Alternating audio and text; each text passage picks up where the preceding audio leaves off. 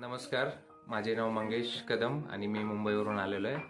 तर सांगायचं तात्पर्य होते की आम्हाला म्हणजे आलो इथे ज्ञानसुंदरी प्रशिक्षण केंद्रामध्ये.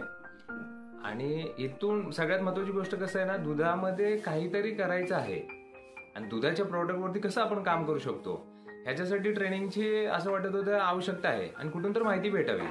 तर माहिती भेटण्यासाठी मग आम्ही काय केलं की सर्च करत होतो यूट्यूब वगैरे मीडिया, कारण प्रत्येक जण माहिती काढत असतो ना कुठून आपल्याला भेटेल आणि कुठे माहिती आपल्याला व्यवस्थित भेटेल हे आपल्याला अगोदर समजत नाही, पण गेल्यावरती समजतं. पण त्याच्यासाठी आपण काय करतो, सर्च करत असतो, शोधत असतो ना की बाबा आपल्याला खरं ज्या ठिकाणी जाणार आहे तिथे आपली फसवणूक होईल का, आपले पैसे पण जातील का, कारण ह्या गोष्टीचा पण विचार केला जातो.